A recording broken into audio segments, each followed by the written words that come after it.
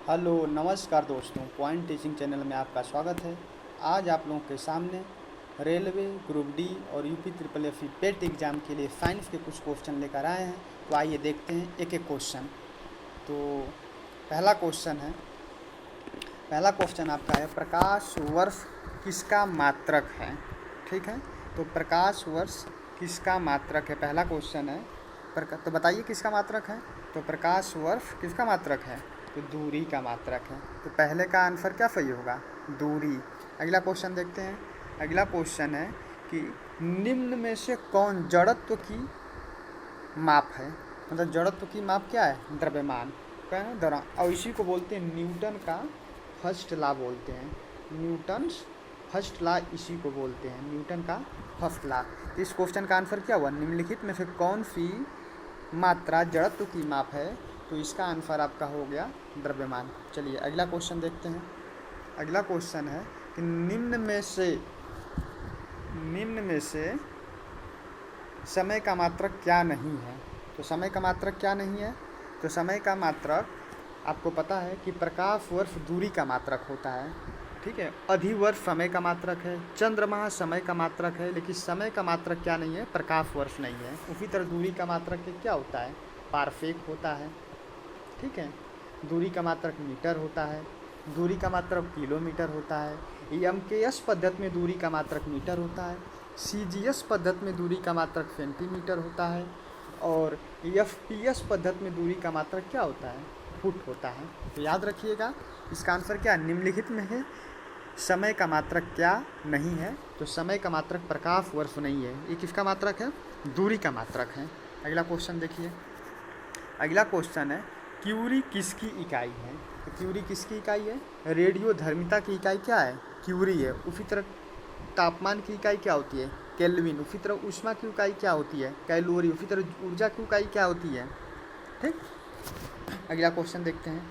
अगला question pascal इकाई है। तो पास्कल किसकी इकाई है, पास्कल दाब की इकाई है। ठीक है, तो हम क्या जानते हैं, दाब बराबर बल बटा क्षेत्रफल। याद रखिएगा, आगे बहुत क्वेश्चन आने वाले हैं। ठीक है, और बल का मात्रक क्या होता है, न्यूटन। बल का मात्रक न्यूटन, और क्षेत्रफल का मात्रक मीटर स्क्वायर। ठीक है, तो दाब का एक और मात्रक होता है क्या, न्यूटन प्रति मीटर स्क्वायर, और इसी को क्या बोलते हैं, पास्कल भी बोला जाता है। यानी पूछा जाए कि एक पास्कल बराबर 1 न्यूटन प्रति मीटर स्क्वायर। तो याद रखिएगा, पास्कल किसकी इकाई है, पास्कल दाब की इकाई है। चलिए अगला क्वेश्चन देखते हैं।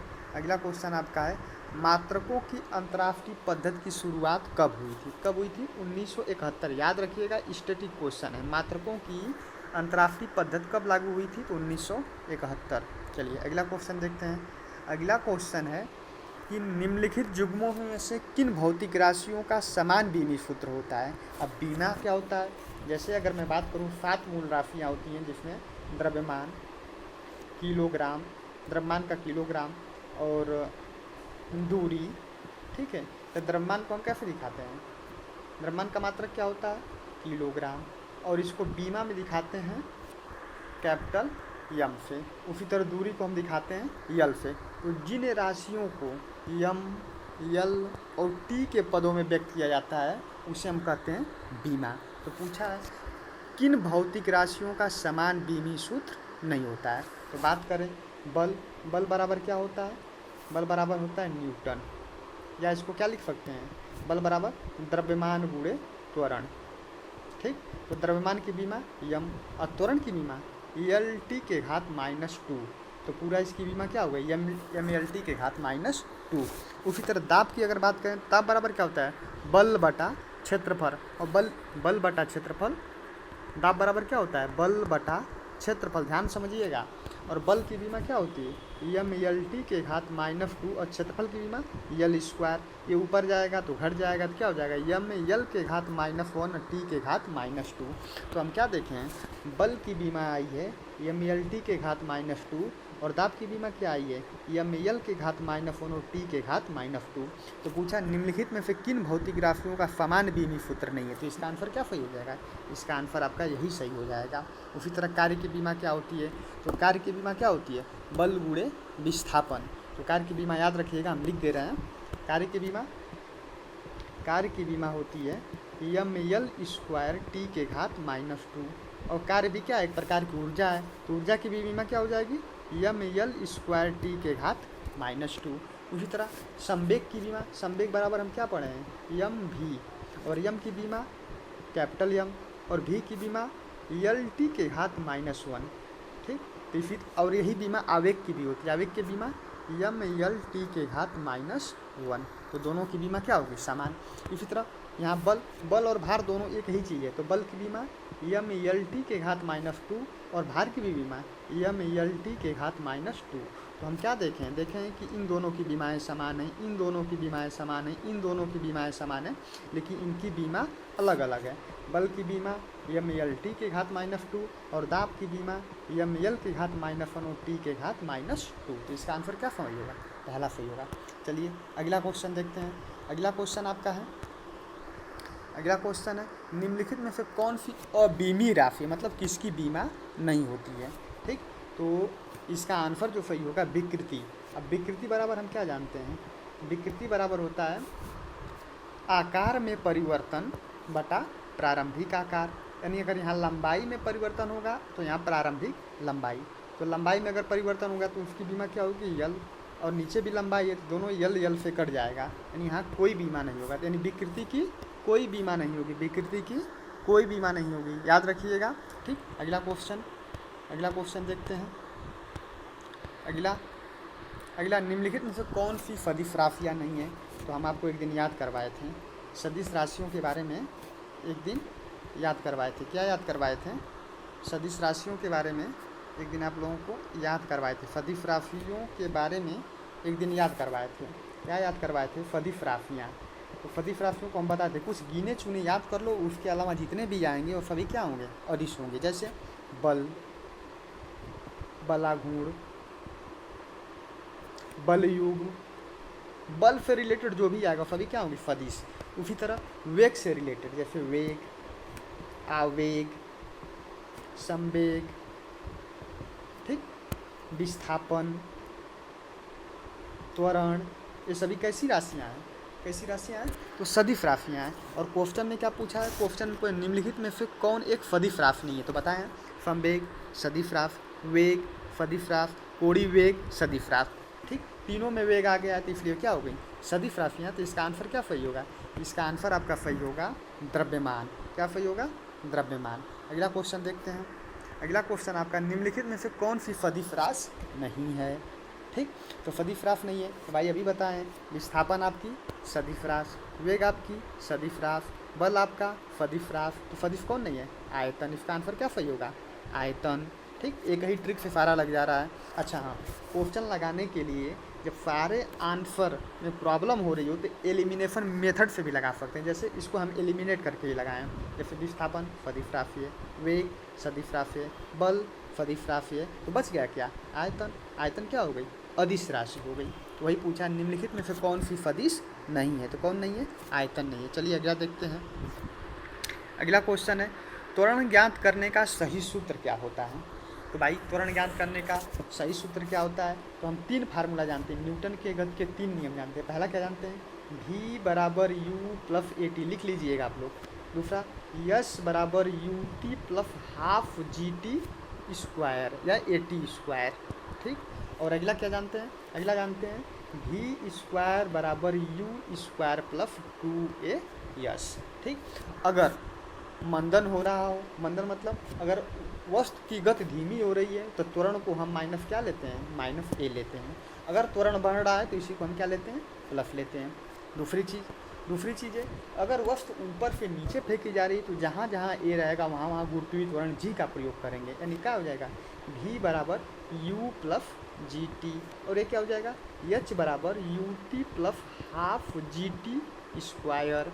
अगला क्या हो जाएगा, v स्क्वायर बराबर यू स्क्वायर प्लस 2gh। कि जब वस्तु ऊपर से नीचे फेंकी जा रही है तो उसके लिए फार्मूला है। और वैसे नॉर्मल फार्मूला होता है v बराबर u प्लस ए टी, पहला नियम है गति का पहला नियम का फार्मूला। दूसरा यस बराबर U T plus half A T square, गति के दूसरे नियम का फार्मूला। तीसरा v स्क्वायर बराबर यू स्क्वायर प्लस 2af, तीसरा फार्मूला है। गति के तीनों फार्मूले हैं तो ये वाला है, इसी को हम आगे पीछे करके निकालेंगे। तो देखो पहला क्या दिया था, v बराबर u प्लस ए टी, तो v में से u घटा दीजिए तो इधर बच जाएगा ए टी, और ए को इधर रहने दीजिए तो क्या हो जाएगा v minus you upon T बराबर ए। तो पहला आंसर क्या होगा, सही। तो क्या पूछा है क्वेश्चन, त्वरण ज्ञात करने का सही सूत्र क्या है, तो ए बराबर v minus you upon T. यानी वैसे भी अगर नहीं जानते हैं तो वेग परिवर्तन की दर को ही हम क्या कहते हैं, त्वरण कहते हैं। ठीक, तो इसका आंसर क्या हो गया, पहला सही है। चलिए देखते हैं अगला क्वेश्चन। अगला क्वेश्चन आपका है, पदार्थ के संवेग और वेग के अनुपात में कौन सी भौतिक राशि प्राप्त होगी। तो हम जानते हैं संवेग t बराबर क्या होता है, m और v। कह रहा है संवेग और वेग के अनुपात से क्या प्राप्त होगा, तो द्रव्यमान प्राप्त होगा। क्या प्राप्त होगा, द्रव्यमान। तो इसका आंसर क्या सही होगा, सी। चलिए अगला देखते हैं। अगला क्वेश्चन आपका है, अगला, यदि किसी चली हुई वस्तु के वेग को दोगुना कर दिया जाए तो क्या होगा। भाई हम जानते हैं काइनेटिक एनर्जी बराबर पढ़ें k बराबर 1/2 mv स्क्वायर। ठीक, तो कह रहे इसी वेग को दोगुना कर दीजिए तो क्या हो जाएगा 1/2 m, और v की जब क्या लिख दिए 2v स्क्वायर, तो फाइनली क्या हो जाएगा 1/2 mv स्क्वायर इंटू 4 हो जाएगा। तो पहले तो इतना थी, अब कितना हो जाएगी, k बराबर हो जाएगा k1 बराबर 4k, यानी उसकी गतिज ऊर्जा क्या हो जाएगी 4 गुनी हो जाएगी। तो आइए देखते हैं ऑप्शन कौन सा सही होगा, तीसरा, गतिज ऊर्जा 4 गुना हो जाएगा। ठीक, अगला क्वेश्चन देखते हैं। अगला क्वेश्चन आपका है, किसी पिंड के द्रव्यमान तथा भार में अंतर होता है। ठीक है, तो द्रव्यमान किसी भी पिंड का हर जगह समान रहता है, चाहे यहाँ, चाहे चंद्रमा पे, चाहे किसी भी ग्रह पे चले जाइए, द्रव्यमान हर जगह क्या होता है, बराबर। लेकिन भार जो है उसका हमेशा बदलता रहता है, क्योंकि भार बराबर होता है mg, g के बदलने की वजह से भार हमेशा बदलता रहता है। तो इसका कौन सा आंसर सही होगा, द्रव्यमान स्थिर रहता है और भार परिवर्तनीय रहता है। अगला क्वेश्चन देखिए। अगला क्वेश्चन है आपका, किसी भी स्थिर या गतिशील वस्तु की स्थिति और दिशा में तब तक कोई परिवर्तन नहीं होता जब तक उस पर कोई बाह्य बल सक्रिय न हो। न्यूटन का कौन सा नियम है, प्रथम नियम है। न्यूटन का प्रथम नियम कहता है अगर कोई वस्तु स्थिर है तो स्थिर ही रहेगी, अगर कोई वस्तु गति अवस्था में है तो गति ही अवस्था में रहेगी जब तक उस पर कोई बाह्य बल आरोपित न किया जाए। और इसी नियम को हम बोलते हैं जड़त्व का नियम, और इसी नियम को बोलते हैं न्यूटन का प्रथम नियम। चलिए अगला क्वेश्चन देखते हैं। अगला क्वेश्चन, प्रत्येक क्रिया के बराबर और विपरीत दिशा में एक प्रतिक्रिया होती है। ये न्यूटन के गति का तीसरा नियम है। हर क्रिया के बराबर, ठीक, एक प्रतिक्रिया होती है। यानी कहने का मतलब, इसके ढेर सारे एग्जाम्पल आप पढ़े होंगे। जैसे यही एग्जाम्पल है कि नाव से किनारे पे उतरता हुआ आदमी नाव पे किनारे पे कूदता है तो नाव पीछे की तरफ जाती है, क्योंकि जिस बल से उसे नाव आगे की तरफ धकेलती है उसी बल से आदमी उस नाव को पीछे की तरफ धकेलता है। तो हर क्रिया के प्रति एक प्रतिक्रिया होती है। न्यूटन के गति के विषय का तीसरा नियम है, याद रखिएगा। चलिए अगला क्वेश्चन देखते हैं। अगला क्वेश्चन आपका है, चलती हुई बस अचानक ब्रेक लग जाने से उसमें बैठा हुआ यात्री आगे की दिशा में गिरता है, इसके क्या कारण है। ये न्यूटन के गति का पहला नियम, इसी को बोलते हैं जड़त्व का नियम। ठीक, अगर बस में कोई बैठा व्यक्ति है, अगर बस अचानक चल देती है तो आदमी पीछे की तरफ गिर जाता है। अगर चलती हुई बस अचानक रुक जाती है तो आदमी आगे की तरफ झुक जाता है। ये न्यूटन की गति का पहला नियम है, तो याद रखिएगा। इसी को हम जड़त्व का नियम भी कहते हैं। चलिए अगला क्वेश्चन देखते हैं। बल गुणनफल है, तो अभी बताएं, बल F बराबर होता है ma। m का मतलब द्रव्यमान, a का मतलब त्वरण। तो बल गुणनफल किसका है, द्रव्यमान और त्वरण का, याद रखिएगा। अगला क्वेश्चन है आपका, कि एक व्यक्ति की दीवार को धक्का देता है पर उसे विस्थापित करने में असफल रहता है तो वो कार्य करता है। तो याद रखिएगा, ठीक है, वो कोई कार्य नहीं करेगा, क्योंकि कार्य W बराबर हम पढ़े हैं बल गुणे दूरी। ठीक, अगर उसके विस्थापन कुछ भी नहीं होगा, यानी दूरी का मान अगर 0 हो जाएगा तो वर्क बराबर भी क्या हो जाएगा, 0। इसका मतलब अगर वो दीवार को गिराने में या विस्थापित करने में असफल हो गया तो कोई कार्य नहीं किया। हाँ, तो लोग पूछते हैं अगर कार्य नहीं किया तो थका कैसे? तो थका भाई इसलिए क्योंकि उसकी एनर्जी वेस्ट हुई। ठीक, एक और क्वेश्चन पूछता है इसी तरह कि अगर आदमी कोई बोझ लेके अपने सर पे खड़ा है तो बताओ उसने कोई कार्य किया? जी नहीं किया, क्योंकि वो दूरी तय नहीं। विज्ञान की भाषा में जब तक आप दूरी नहीं तय करेंगे तब तक आप कोई कार्य नहीं करेंगे, क्योंकि यही फार्मूला है, वर्क बराबर बल गुणे दूरी। चलिए अगला क्वेश्चन देखते हैं, तो इसका क्या सही होगा? कोई भी कार्य नहीं किया। अगला क्वेश्चन, जाड़े की रातों में अत्यधिक ठंड पड़ने पर पानी की पाइप फट जाती है, क्यों? जानिए, अगर पानी अगर बर्फ़ बनता है, पानी अगर बर्फ़ बनता है तो उसका आयतन बढ़ता है। पानी अगर बर्फ़ बनता है तो उसका आयतन बढ़ता है। आयतन बढ़ने का मतलब वो फैलता है। फैलने की वजह से अगर पाइप का डाया इतना है और बर्फ़ फैल गई इतनी, इसके बाहर निकल गई, तो इसलिए पाइप क्या होता है? फट जाता है। यानी जमने की वजह से पानी का आयतन बढ़ता है, इसलिए जमने के बाद वो पाइप फट जाती है। तो इसका आंसर सी सही होगा। चलिए अगला क्वेश्चन देखते हैं। अगला क्वेश्चन आपका है, किसी कालीन की सफाई के लिए उसे छड़ी से अगर पीटा जाए तो कौन सा नियम लागू होगा? तो ये भी न्यूटन के गति का पहला नियम है। रीज़न क्या है? कोई कालीन हो, उसके अंदर धूल के कण होते हैं, वो अपने स्थान पर स्थिर होते हैं। जैसे हम डंडे से पीटते हैं तो क्या होता है, वो कालीन आगे की तरफ चली जाती है, लेकिन जड़त्व के कारण वो धूल के कण अपनी जगह पे ही टिके रह जाते हैं, जिसकी वजह से नीचे गिर जाते हैं। तो इसका क्या आंसर होगा? न्यूटन के गति का पहला नियम, जिसे हम जड़त्व का नियम कहते हैं। चलिए अगला क्वेश्चन देखते हैं। अगला क्वेश्चन है, एक नदी में चलता हुआ जहाज समुद्र में आता है तो जहाज का स्तर क्या होगा? वो ऊपर उड़ जाएगा। रीज़न क्या है? थोड़ा ऊपर उड़ जाएगा। रीज़न है कि समुद्र का पानी जो होता है उसका घनत्व ज़्यादा होता है, ठीक, इसलिए वो ऊपर उड़ जाता है। ठीक, अगला क्वेश्चन देखते हैं। अगला क्वेश्चन है, किस तापमान पर जल का घनत्व अधिकतम होता है? तो 4 डिग्री सेंटीग्रेड पे जल का घनत्व अधिकतम होता है। तो घनत्व बराबर हम पढ़े हैं द्रव्यमान बटा आयतन। तो आयतन बराबर द्रव्यमान बटा घनत्व, यानी घनत्व सबसे ज़्यादा कब होता है? 4 डिग्री सेंटीग्रेड पे, यानी घनत्व का मान बढ़ेगा तो आयतन का मान घटेगा। तो इसका आंसर क्या सही होगा? जल का घनत्व अधिकतम 4 डिग्री सेंटीग्रेड पे होता है। चलिए अगला क्वेश्चन देखते हैं। अगला क्वेश्चन है आपका, तैराक को नदी के मुकाबले समुद्र के पानी में तैरना आसान। तो वही सेम क्वेश्चन जैसे पीछे वाला आया था, क्योंकि समुद्र का पानी नमकीन होता है, और नमकीन होने की वजह से उसका घनत्व ज़्यादा होता है, और घनत्व ज़्यादा होने की वजह से वो उसके ऊपर आसानी से तैर सकता है। चलिए, यानी क्या हुआ लिखा है, हाँ, इसका आंसर सही होगा। समुद्र का पानी का घनत्व साधारण पानी से ज़्यादा होता है। चलिए अगला क्वेश्चन देखते हैं। अगला क्वेश्चन है, बांध की नीचे की दीवारें मोटी क्यों बनाई जाती है? तो ध्यान समझिएगा, क्योंकि हम पढ़े हैं दाब बराबर बल बटा क्षेत्रफल। ठीक, अगर क्षेत्रफल का मान बढ़ेगा तो दाब का मान घटेगा, इसीलिए बांध की दीवारें नीचे मोटी बनाई जाती हैं। ठीक, क्योंकि और हम जानते हैं पानी में गहराई पे जाने पे क्या होता है, दाब बढ़ता है। अगर जितनी मोटी दीवार ऊपर है उतनी ही मोटी नीचे रहेगी, तो दाब की वजह से नीचे की दीवारें टूट सकती हैं, क्योंकि नीचे गहराई में दाब ज़्यादा होता है, इसलिए नीचे वाला क्षेत्रफल बढ़ा देते हैं। और पढ़े हैं दाब बराबर बल बटा क्षेत्रफल। क्षेत्रफल ज़्यादा रहेगा तो दाब का मान ऑटोमेटिक कम हो जाएगा, इसीलिए बांध की दीवारें नीचे मोटी बनाई जाती हैं। अब इसका आंसर क्या सही होगा? गहराई बढ़ने पे द्रव का दाब बढ़ता है। ठीक, अगला क्वेश्चन देखते हैं।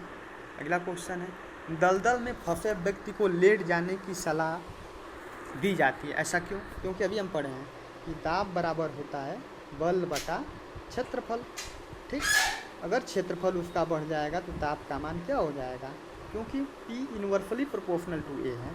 ठीक है, दाब बढ़ने की वजह, बल क्षेत्रफल बढ़ने की वजह से दाब का मान कम हो जाएगा, जिसकी वजह से वो धंसेगा कम। अच्छा, खड़ा रहेगा तो इतना एरिया घेरेगा, लेट जाएगा तो इतना एरिया घेरेगा। तो इसका मतलब क्या हुआ, लेट जाने से उसका क्षेत्रफल बढ़ जाता है, जिसकी वजह से दाब कम हो जाता है। इसीलिए दलदल में फंसे व्यक्ति को लेट जाने की सलाह दी जाती है, जिससे क्षेत्रफल अधिक होने पर दाब कम हो जाता है। अगला क्वेश्चन देखते हैं। अगला क्वेश्चन आपका, पहाड़ों पे कभी कभी व्यक्तियों के नाक और मुंह से खून निकलने लगता है। जानते हैं ऊंचाई बढ़ने पे दाब का मान कम होता जाता है। पी जैसे जैसे ऊंचे जाएंगे दाब का मान कम होता जाएगा, और आपके शरीर के अंदर का दाब उतना ही रहेगा। तो प्रेशर डिफरेंस की वजह से, ठीक है, आपके शरीर के अंदर दाब ज़्यादा, बाहर दाब कम, ठीक है। तो जब शरीर के अंदर का दाब ज़्यादा तो नाक और मुंह से ब्लड आ जाता है। इसका मतलब क्या है, ऊंचाई बढ़ने के साथ वायुमंडलीय दाब घटता है। ठीक, अगला क्वेश्चन देखते हैं। इसी तरह नीचे भी जाने पे यही स्थिति होती है। ठीक, अगला क्वेश्चन देखते हैं।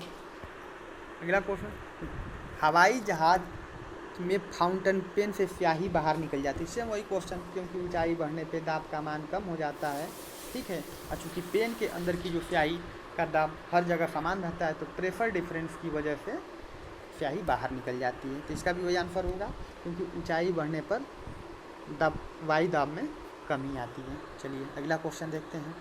अगला क्वेश्चन आपका है, ठीक, तो आज का ये लास्ट क्वेश्चन था। एक बार पूरे क्वेश्चन का आंसर फिर से बता दे रहे हैं। ठीक, तो पहला क्वेश्चन था, प्रकाश वर्ष मात्रक है किसका, दूरी का। अगला क्वेश्चन, निम्नलिखित में कौन सी जड़त्व की माप है, तो द्रव्यमान। अगला क्वेश्चन, निम्नलिखित में समय का मात्रक क्या नहीं है, तो क्या नहीं है, प्रकाश वर्ष नहीं है। अगला क्वेश्चन, क्यूरी किसकी इकाई है, रेडियो एक्टिव धर्मिता की इकाई है। पास्कल किसकी इकाई है, तो दाब की इकाई है। मात्रकों की अंतर्राष्ट्रीय पद्धति कब लागू हुई, तो 1971 में लागू हुई। निम्नलिखित युगों में से किस भौतिक राशियों के समान बीमित सूत्र नहीं है, बल और दाब का। क्योंकि बल का क्या होता है, mlt के घात -2, और दाब का क्या होता है, ml के घात -1 और t के घात -2।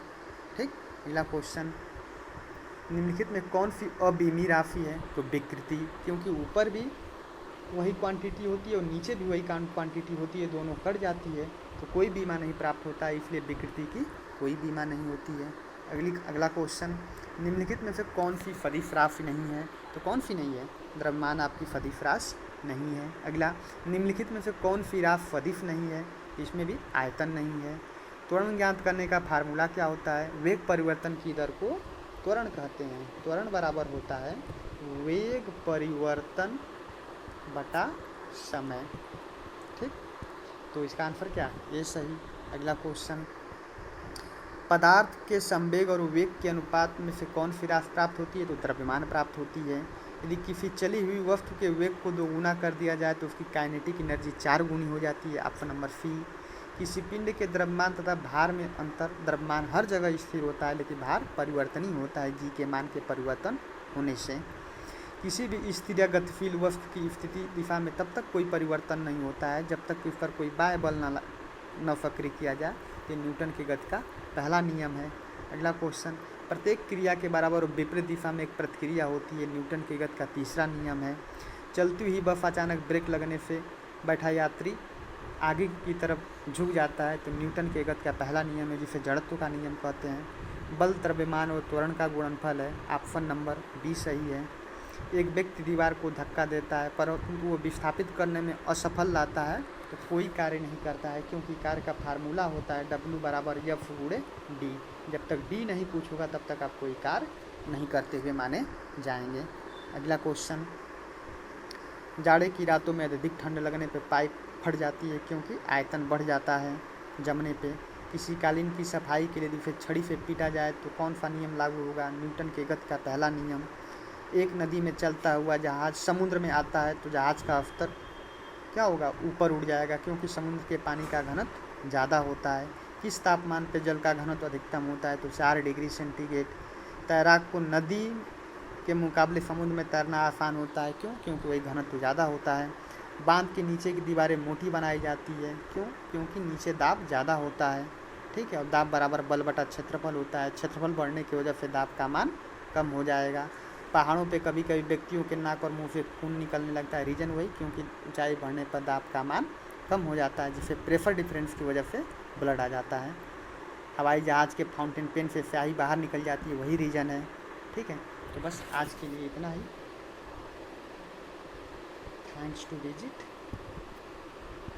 इसी तरह नेक्स्ट आएगा आपका साइंस का ही, और धीरे धीरे पूरा साइंस कवर किया जाएगा। तो धन्यवाद, देखिए और नेक्स्ट वीडियो का वेट करिए। धन्यवाद।